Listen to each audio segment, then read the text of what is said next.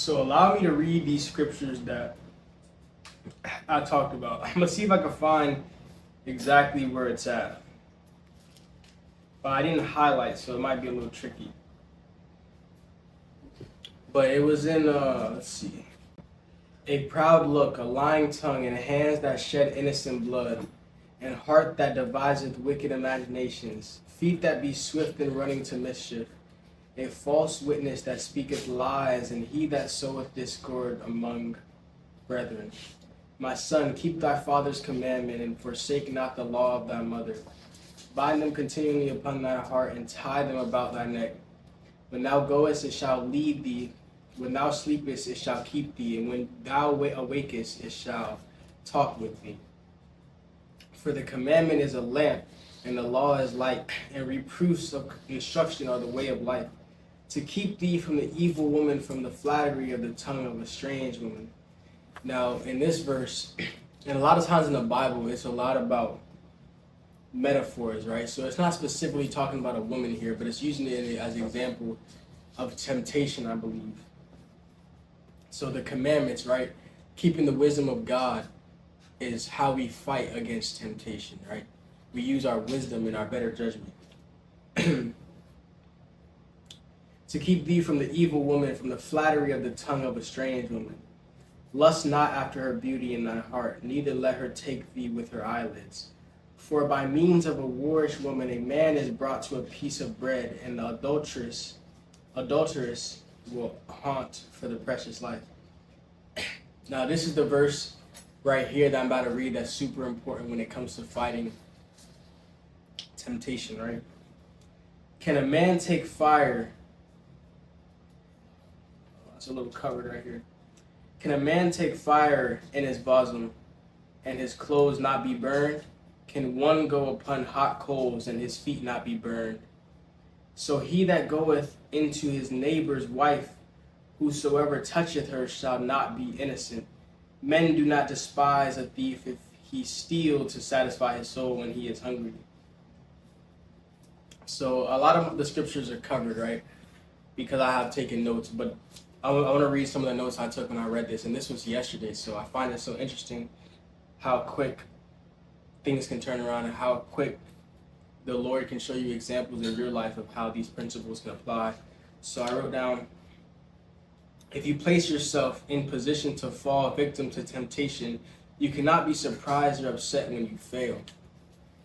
Similar to what I said earlier, you would not dance at the edge of a cliff expecting for you to not fall, right? So to apply that to what I was talking about in my case, right? Cain, get over here. Cut it out. To apply that in my case, right? I can't expect to surround myself with the things that are tempting me to do bad, right? Social media, television, lower energy, and just like messiness. Like there's so many things that you can surround yourself with that could encourage you to do worse. It's just that there's the energy around. I cannot expect to surround myself with those things and then not fall victim to them. So if you want to do better, you've got to don't surround yourself with things that'll make you fail. And that can apply to so many things in life. Over here. Hold on to your wisdom as your life depends on it. It isn't just knowledge. It is your protection from dangerous decisions.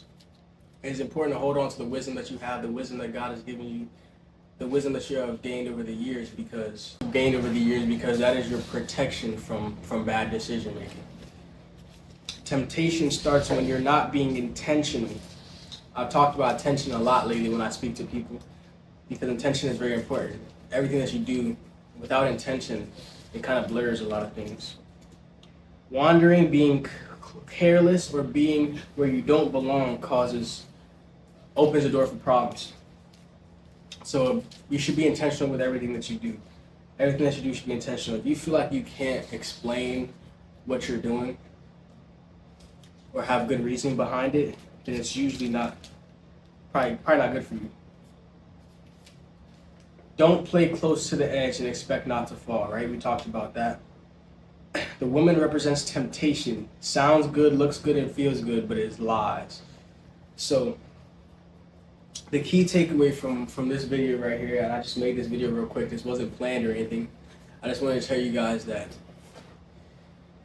if you're feeling like you're struggling, right, take your focus away from what you don't want to do, right, which might be to indulge in social media or television and to overconsume, and step away and focus on what you need to be doing, right? Stepping away from these distractions. So I think the first step is step outside for 10, 15, 20 minutes. It could even be less, because for me it was pretty quick, but step outside and just feel a better energy. Surround yourself with a better energy than what could be in your household, because that could be a big factor in the energy that you expose back. So I hope this makes sense. I hope you guys take something from this video. I'm gonna see y'all in the next one. Peace out.